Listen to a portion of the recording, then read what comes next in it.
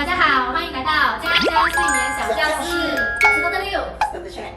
多德六，我问你哦，如果是小朋友啦，有那个打鼾啊、睡眠障碍的问题，身为牙医，你是怎么去处理的呢？如果是有睡眠障碍的小朋友呢，我们首先一定要做一个全面性的检查。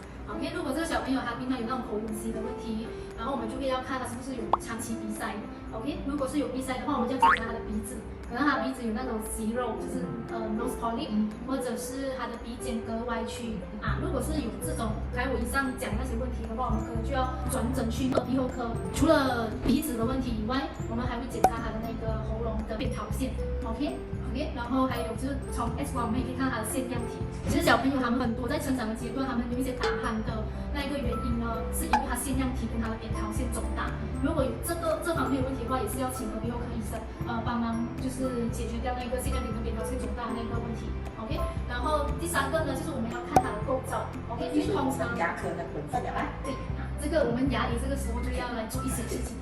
如果是他的那个耳骨构造，可能是耳骨太窄，或者是下巴后缩，这样子的小朋友他们也会有晚上睡眠障碍呀、打鼾这些问题。所以如果是耳骨太窄的话，我们就需要用一些功能性矫正来拓宫，来撑宽他的那个上耳骨。通常如果是小朋友有这样的问题，是几岁就父母应该要带来，是几岁最好嘞？我只能说越早越好。对咯，就是因为其实他们在最好的年龄其实是5岁开始。因为他5岁的时候其实是他骨头还很软，所以我们可以做很有效率的那种耳骨扩宫。当他越大的话，其实他骨头是慢慢硬了。如果是下巴后缩的话，是可能要做一些这个下巴牵引的装置，当他下巴可以很好的去到正确的位置，他的那个呼吸道通常会通畅，他睡眠呼吸道会比较通畅嘛。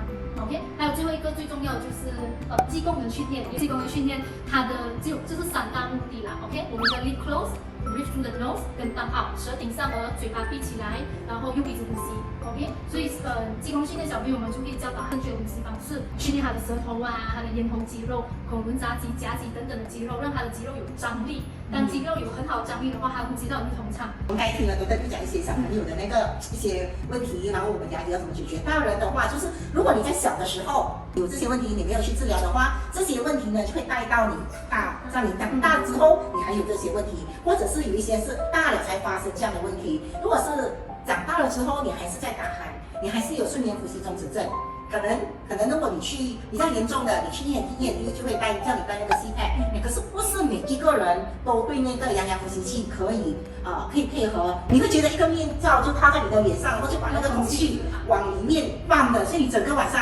是我2分钟都受不了。而我们以牙医的角度呢，我们可以做的就是，如果病人有这样的问题，就是他已经在严重打鼾，他已经是有睡眠呼吸中止症了。大人的话，我们可以给他一个口内的这个打鼾止鼾器，我们叫做 Mandibular Advancement Device (MAD). 这个呢，基本上就是把你的下颚往前移。当你把下颚往前移的时候，你连带的把那个舌头也往前移，然后你的呼吸道呢也是比较通畅。这个是MAD 你戴的话，你可能需要戴很长的时间。一些人他们可能是牙弓真的是像小朋友这样，他真的是很狭窄的，所以我们也可以用扩弓的方法，用矫正牙齿的方法，就是把那个上颚骨把它扩大。当你把上颚骨扩大的时候，你的下颚骨就是把它往前移，这个也是一个很好的方法。然后就是当然我们大人的话，我们也是要 make sure 这个大人呢可以用鼻子呼吸，因为不能呼吸的话，真的就是我们健康的大敌。今天呢，我们请了Dr. Liu跟我们分享小朋友在牙医这边我们可以怎么处理。我自己呢也分享了一些大人有这样的问题要怎么处理。如果大家觉得我们今天的分享还不错的话，麻烦大家就按赞、分享，还有订阅我们的 YouTube channel。我们这次就到这里，拜拜。可能就要带一场很长。